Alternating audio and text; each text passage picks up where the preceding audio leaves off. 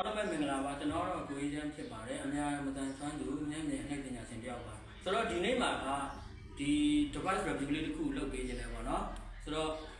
ဒီကောင်လေးပေါ့ဒီကောင်လေးကိုတော့ကျွန်တော်တို့ massage pin လို့ခေါ်တာပေါ့နော် massage pin ဆိုတာကဒီပြည့်စက်နဲ့ဟိုဟာ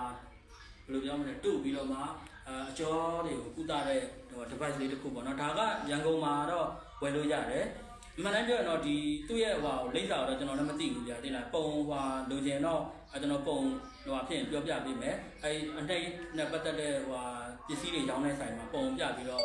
့လုပ်လို့ရတယ်ပေါ့နော်ဟိုစုံစမ်းလို့ရတယ်ဆိုတော့ဒီကောင်လေးကအဓိကတော့ပေါ့နော်ဒီအများမတန်ဆွမ်းသူတွေအနေနဲ့တုံးလို့လည်းအဆင်ပြေတယ်နောက်တစ်ခုကနည်းနည်း advance လည်းပို့ကြတယ်ပေါ့နော်ဆိုတော့ဒီနေရာမှာတစ်ခုပြောချင်တာကကျွန်တော်မျက်မြင်ညီကောင်မတွေအနေနဲ့ဒီလိုမျိုးလျှက်စစ်နဲ့ဒီ electrical stimulate လုပ်တဲ့ပစ္စည်းတွေကိုသုံးမယ်ဆိုလို့ရှိရင်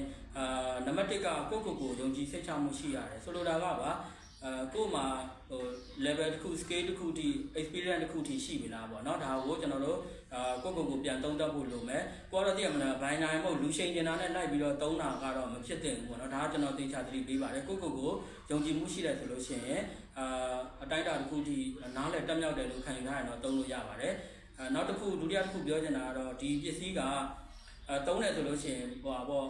customer တွေဘက်ကိုကျွန်တော်တို့ပြန်ပြီးထည့်တွက်ပေးရမယ်အပိုင်းရှိတယ်တချို့ကလုံးဝလက်စိတ်ကိုအရန်ကြောက်တဲ့လူတွေရှိတယ်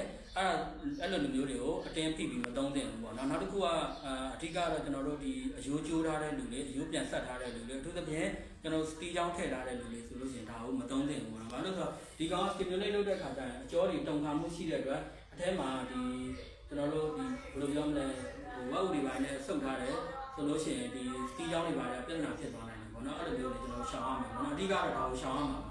ဆိုတော့ဒီပစ္စည်းကကျွန်တော် level ဟို9ခုပါတယ်ပေါ့နော်ခေါင်းကလည်း3ခုလောက်ပါတယ်ဗျအဲခေါင်းကပါတယ်ကျွန်တော်မပြတော့ဘူးပုံမှန်ဆိုလို့ရှိရင်တော့ဒီကောင်ကခေါင်းလေး3ခုပါတယ်ဒီလိုမျိုးချွန်လေးကတော့အဓိကသုံးတာပေါ့နော်အဲ့တော့ဒီမှာဒီဖင်လေးကနေဒီလိုမျိုးဖွင့်လိုက်တယ်ဗျဘာနဲ့တူလဲဆိုတော့ကျွန်တော်တို့အမျက်မြင်တယ်မြင်အောင်ပြောမယ်ဆိုလို့ရှိရင်ဒီscrew driver ပေါ့နော်ဟိုဝက်ဥလက်ပုံစံမျိုးလေးပေါ့နော်အဲ့ပုံစံနဲ့တူတယ်ဒီမှာဖင်မှာဒီမှာဓာတ်ခဲလေးထည့်ရတယ်ပေါ့နော်ဒီမှာဓာတ်ခဲလေးထည့်ရမယ်ကျွန်တော်ဒါဘာ site ခေါ်လဲ A3 လုံးခေါ်တာပါလားကျွန်တော်နာရီဓာတ်ခဲပေါ့နော်အဲ့ဒါလေးလိုမျိုးထည့်လိုက်တယ်ထည့်ပြီးတော့ဒီအနောက်ကနေဒါလေးနဲ့ပိတ်လိုက်တယ်သူကအခုနောက်ပိုင်းလာတဲ့ set တွေဆိုလို့ရှိရင်အတန်မပါဘူးလို့သိရတယ်ပေါ့နော်ကျွန်တော်တငယ်ချင်းတယောက်ဝယ်တာအတန်မပါဘူးလို့သိရတယ်ဆိုတော့ဟိုဒီအခုကျွန်တော်ဝယ်တဲ့ဟာတော့နည်းနည်းလက်ဟောင်းလို့ခေါ်မလားတော့အတန်လေးပါတယ်ကွာသိလားအဲ့တော့မျက်မြင်နေနဲ့သုံးရတာတော့အဆင်ပြေတယ်ဒါပေမဲ့လည်း तू က3လေး3ရှိရင်တော့ရပါတယ်နော်3လေး3ရှိရတယ်ဒီမှာခလုတ်ကလေး2ခုပဲပါတယ်ကွာသူနောက်သူဒီမှာဟို LED ဟိုအကွက်ကလေးပါမယ်နဲ့တူတယ်အဲ့ဒါတော့ကျွန်တော်လည်းမမြင်တော့မသိဘူးနော်ဒီမှာအပေါ်အောက်2ခုပါတယ်ကွာအဲ့အပေါ်ကတော့ကျွန်တော်တို့အဖွင့်ပေါ့နော်အတင်ပေါ့နော်အပေါ်အတင်ပေါ့အပေါ်ကပိတ်တာအောက်ကအတင်ပေါ့နော်အောက်ကအတင်6ဆင့်ပါတယ်ကွာ6ဆင့်အထိကိုခံနိုင်တဲ့ customer အထိတွေ့ဘူးလေအဲ့ဒီလိုလူတွေကြတော့ကွာဘယ်လိုပြောမလဲဟိုအရန်အကျော်တွေထုံကျင်ပြီးတော့မှလေးထိထားတဲ့လူတွေပေါ့ဆိုတော့ဒီ device ကဘယ်နေရာမှာအသုံးပြုလို့ရမလဲဆိုလို့ရှိရင်နံပါတ်1ကတော့ထုံကျင်တဲ့လူတွေမှာကျွန်တော်တို့အသုံးပြုလို့အဆင်ပြေမယ်เนาะလေးထိသမားတွေပေါ့เนาะလေးထိသမားတွေကိုအသုံးပြုလို့ရမယ်เนาะဒီကျွန်တော်တို့ level ဆိုလို့ရှိရင်ပေါ့เนาะ level ကလည်းနည်းနည်းအနေများတယ်တေချာလေးခင်းဆိုင်ပြီးတော့လုပ်ဖို့လိုတယ်ပေါ့နော်။ဥပမာလက်ပြင်ကြောငုတ်တာတွေပါဆိုလို့ရှိရင်ဒီကောင်ကသူ့ point ထောက်တာမှန်သွားပြီဆိုလို့ရှိရင်တော့အကျော်ကတော့တုံခါမှုဖြစ်လာတယ်ကွာအဲ့လိုမျိုးတချို့အကျော်ညက်တာတွေပါဆိုလို့ရှိရင်တော်တော်အဆင်ပြေတယ်။ဆိုတော့ဒါလေးကိုကျွန်တော်လာပြပေးတာ။ဆိုတော့ကျွန်တော်ဒီမှာဟိုတယောက်နဲ့လက်တွေ့နည်းနည်းလေးပြပေးမယ်နော်။ဆိုတော့အခုဒီမှာကျွန်တော်လက်တွေ့စမ်းပြမယ်ပေါ့နော်လက်တွေ့စမ်းပြမယ်ဆိုတော့ဒီအခုဒီတကောက်ခွက်အကျော်ပေါ့နော်တကောက်ခွက်အကျော်ကိုဒီmassage pen လေးနဲ့ကျွန်တော်ထောက်မယ်ထောက်ပြီးတော့ဟိုယောဂကုတဲ့ပုံစံလေးပေါ့နော် demonstration လေးပြပေးမယ်ဆိုတော့ဒီတကောက်ခွက်အကျော်နဲ့ပတ်သက်ပြီးတော့တော်တော်များသိတယ်ပေါ့နော်နှိပ်ဆရာတော်တော်များလည်းသိတယ်ဒီအောက်ပိုင်းနေနဲ့ပတ်သက်ပြီးတော့ဒီနေရာမှာစုံမက်တစ်ခုအနေနဲ့သူအလုပ်လုပ်တယ်ပေါ့နော်ဒီတကောက်ခွက်အကျော်တွေမှာအာရုံကြောတွေလည်းရှိတယ်ဆိုတော့ဒီကောင်လေးနဲ့လှုပ်ခြင်းအပြင်အထူးသဖြင့်အောက်ပိုင်းထုံနဲ့ကျင်တဲ့လူတွေနောက်အကျော်တစ်ခုခုဖြစ်တဲ့လူတွေပေါ့နော်အဆင်မပြေတဲ့လူတွေကျွန်တော်တို့ကုသလို့ရတယ်ခုနကကျွန်တော်ပြောခဲ့သလိုမျိုးပဲဒီ6ထောက်တွေတချို့က6ထောက်အယိုးကျိုးထားတာရှိတယ်ကွာအဲ့ဒါကြီးကြတော့ဟိုမလောက်တာကောင်းတယ်ပေါ့နော်အဲ့ဒါကြောင့်လုံးဝရှောင်လိုက်တာကောင်းတယ်ဆိုတော့ तू ကအကျော်ထောက်ကွက်မှန်တယ်ဆိုလို့ရှိရင်ကျင်လာမယ်ပြီးရင်တော့သူ6ထောက်ကဒီရှိတ်ကင်းတွေပါဖြစ်လာမယ်ပေါ့နော်အဲ့တော့ကျွန်တော်လက်တွေလေးပါလုပ်ကြည့်အောင်နော်လက်တွေလေးလုပ်ကြည့်အောင်ဆိုတော့ဒီမှာဒီမှာလှုပ်လာရောနော်ဒါတော့သူ အနေနဲ့အော်တိုလှုပ်တာပေါ့နော်ဒီအနေနဲ့ဒါအော်တိုလှုပ်တာဒီမှာကျွန်တော်ရက်လိုက်ပြီဆိုလို့ရှိရင်သူရက်သွားပြီတက်လားနော်တော်တော်ဒါလှုပ်လာတယ်နော်အဲ့လိုမျိုးတချို့6တော့ပိုင်းတွေနည်းနည်းထုံကျင်တဲ့လူတွေမကောင်းတဲ့လူပေါ့နော်အဲ့လိုလမ်းလျှောက်မကောင်းတဲ့လူတွေပါအဆင်ပြေတယ်ဒါပေမဲ့တစ်ခုရှိတာကအဲ့လိုမနှက်အိယာထားလို့ခြီပွားအဲ့လိုခြီပနောက်နာတဲ့လူတွေကြတော့မရဘူးအဲ့ဒါကြတော့ခြီပနောက်အရွတ်တွေပိုင်းနဲ့ဆိုင်တာအောင်နော်အဲ့လိုမျိုးလဲကြွားချချက်ရှိတယ်ဆိုလိုတာကိုယ့်အကုန်ညံရှိတယ်လို့မျိုးသုံးလို့ရတယ်ပေါ့နော်နှိမ့်ဆရာတဲ့အောင်နေနော်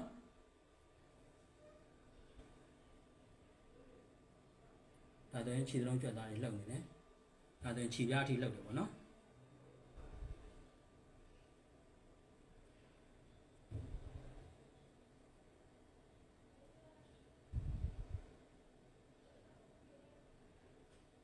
တော်သူလှုပ်နေတာကိုလှုပ်ကြမလို့ပဲနဲ့တော်သူလှုပ်ဘလောက်ပဲထိန်းထားမရဘူးကွာသိလားအဲ့လိုဘလောက်ပဲထိန်းထားမရဘူးသူက6စင်းထိပါတယ်တောင်သမားတော့6စင်းထိလှုပ်ကြမလို့ကွာလို့1နှစ်လောက်ဆိုရင်တော့ရတယ်တောင်သမားဒီလိုမျိုး demonstration လုပ်တယ်ဆိုလို့ရှိရင်ခံဖို့မခံနိုင်3လောက်ဆိုလို့ရှိရင်တော်တော်ထိနေပြီဒါကနည်းနည်းအရှိမှနည်းနည်းနမူနာလုပ်ထားလို့နော်ဒီမှာတောက်လျှောက်ရက်လိုက်ပြီ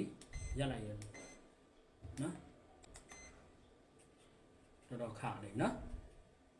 အဲ့လိုမျိုးဒါ6တော့ပုံမှာဖြစ်တာ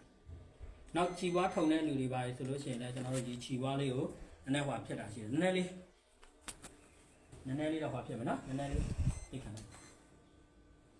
ဒီခြီပွားလည်းဘယ်လိုထိလားဘယ်လိုခံစားရလဲဟုတ်တယ်စူးလားစူးတယ်လို့ဖြစ်လားစူးပါဒါခြီပွားလည်းဆိုနော်ဘေးရောက်ပါခြီမထိသွားရနော်တချို့ခြီချောင်းလေးထုံနေတာရှိတယ်ကွာအဲ့ဒါကြောင့်ဒီခြီပွားနေပြီးတော့ထောက်လို့ရတယ်နော်ဒါနည်းနည်းလျှော့ပြီးတော့ခြီမထိတ်တယ်တော့ထိတယ်ဒါတက်လောက်ပဲရှိတယ်နော်တက်ပဲထားရော့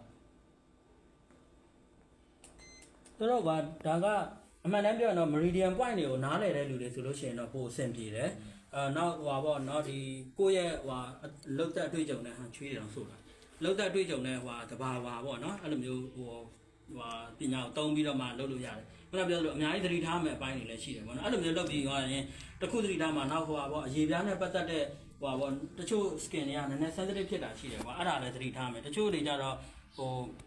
လိုပြောမလဲအရာတွေပဲဖြစ်သွားတာလေအရာတွေပဲဖြစ်သွားတော့တိတ်အဆင်မပြေတာရှိတယ်ပေါ့နော်အဲ့လိုဆိုတော့နောက် level လေးတစ်ချက်လောက်တာပြအောင်နော်အဲ့တော့ဒီမှာကျွန်တော်တို့ဒီထညာအိုးခေါ်တာပေါ့နော်ဒီထညာအိုးတဲ့ဟိုဒီဘေးနာအကျော်တွေနှိုက်တဲ့နေရာမှာတချို့တွေလက်နဲ့နှိုက်တာရှိတယ်ကွာအဲ့ဒါဆိုတော့ဒီကောင်လေးနဲ့ထောက်မယ်ဆိုသတိထားရမယ်ပေါ့နော်သတိထားမယ်ဆိုတော့ဒီ level နဲ့အုံနောက်ပိုင်းနဲ့နီးနေတာဖြစ်တဲ့အတွက်ပေါ့နော်နည်းနည်းလေးသတိထားရမယ်ဆိုတော့ကျွန်တော်တို့ဒီမှာထောက်ကြည့်မယ်နော်အဲ့တော့ဒီမှာသူတုံနိုင်နော်ဒါကတော့သူရှိတ်နေရနော်အဲကျွန်တော်တို့လောက်တာမဟုတ်တော့သူရှိတ်နေဒီမှာရက်လိုက်ပြီနော်အဲ့လိုမျိုးဒီမှာပြန်ဖွင့်မယ်ဆိုတော့လက်ပြင်ဖြစ်တာတွေဘာတွေညာတွေဆိုရင်တော့အဆင်ပြေသိရမလားဒီမှာလည်းအကျော်တွေရှိတယ်ကိုညံရှိတယ်လို့သွားလို့ရတယ်သူကအကျော်ဓာတ်ရိုက်အကျော် point မှန်သွားရင်တော့သူလှုပ်တုံခါမှုရှိတယ်ပေါ့နော်အဲ့တော့အရန်အကြာကြီးလည်းမကောင်းဘူးအားအပြင်းလည်းမကောင်းဘူးပေါ့နော်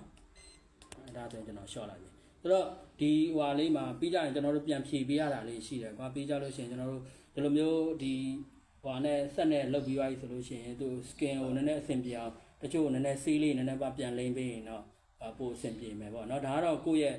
ကျွမ်းကျင်မှုပေါ့ဆိုတော့ဒီလောက်ပါပဲဒါကကျွန်တော်တို့ဒီ massage pin လို့လည်းခေါ်တယ်ပေါ့နော်ဒီ electrical stimulator လေးကိုအသုံးပြုပြီးတော့ကျွန်တော်မျက်မြင်ညီကောင်မတွေအနေနဲ့ကိုယ့်ရဲ့ skill ကိုတိုးမြင့်ပြီးတော့ performance တွေလည်းတိုးမြင့်လို့ရတယ်ပေါ့နော်အဆုံးသက်ပြောချင်တာကတော့သတိထားတဲ့အပိုင်းတွေသတိထားပေါ့နော်ဒီလောက်ပါပဲခုနကျွန်တော်ပြောခဲ့တဲ့အတိုင်းသတိထားတဲ့အပိုင်းတွေသတိထားပြီးတော့ဘယ်လိုပြောမလဲသေချာ give design နဲ့ကိုယ့်ရဲ့ customer ကိုကုသပေးမယ်ဆိုလို့ရှိရင်တော့ကိုယ့်ရော customer အများကြီးအကျိုးရှိနိုင်တယ်လို့ပြောကြတဲ့ညီကုန်းချုပ်ချင်ပါတယ်ကျေးဇူးတင်ပါတယ်နော်